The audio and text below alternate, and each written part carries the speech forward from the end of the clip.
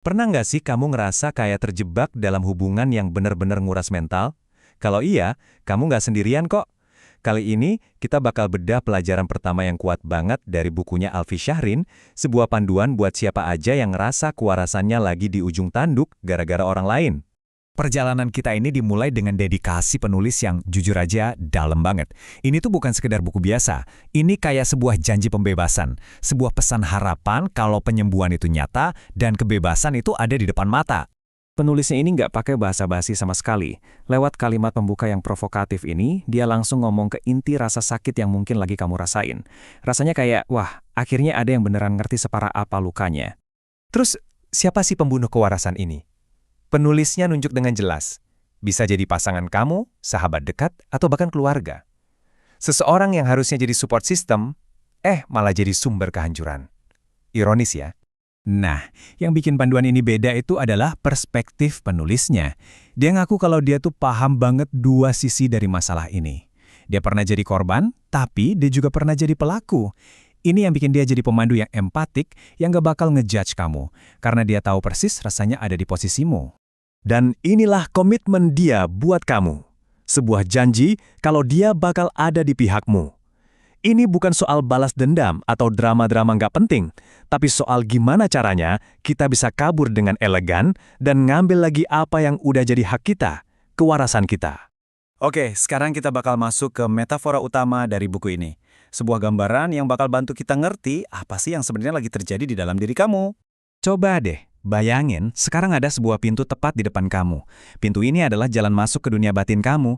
Langkah pertama buat ngadepin apa aja yang selama ini mungkin kamu sembunyiin. Pas kamu buka pintu itu, pemandangan di dalamnya bukan sesuatu yang indah.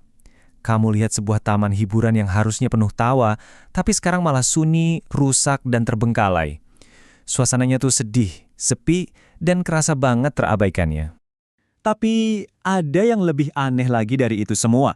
Pas kamu lihat sekeliling, kamu sadar semua orang yang ada di taman hiburan ini punya wajah yang sama denganmu. Mereka semua adalah berbagai versi dari dirimu yang lagi terperangkap di sana. Wajar banget kan kalau pertanyaan pertama yang muncul di kepala kamu, mungkin dengan sedikit bingung dan takut adalah, sebenarnya kita ini lagi di mana ya? Dan jawabannya benar-benar menusuk. Tempat yang rusak, sedih, dan terbengkalai ini adalah gambaran dari hatimu sendiri.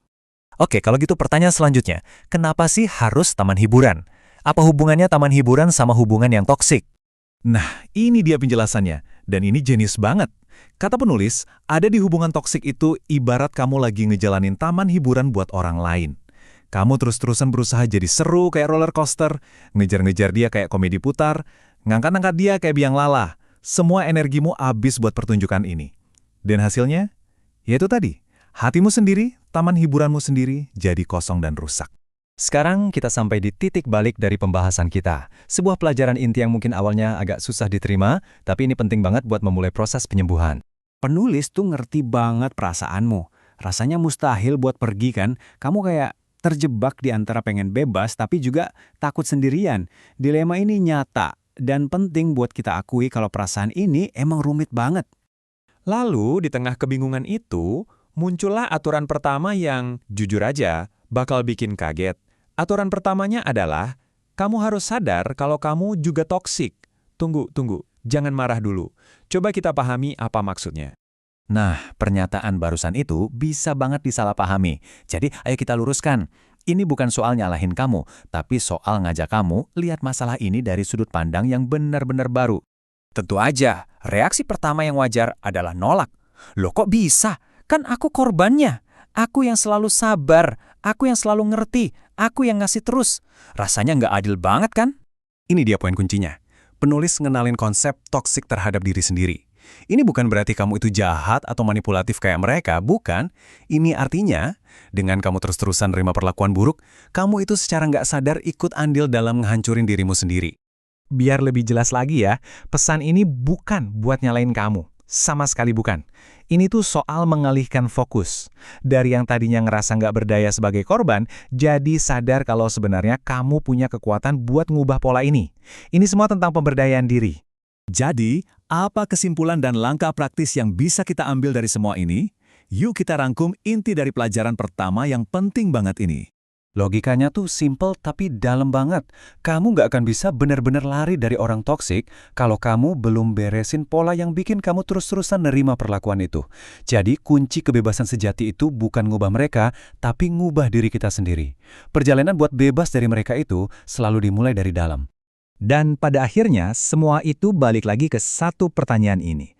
Langkah pertama menuju kebebasan itu bukan dengan nunjuk jari ke orang lain, tapi dengan punya keberanian buat lihat ke cermin.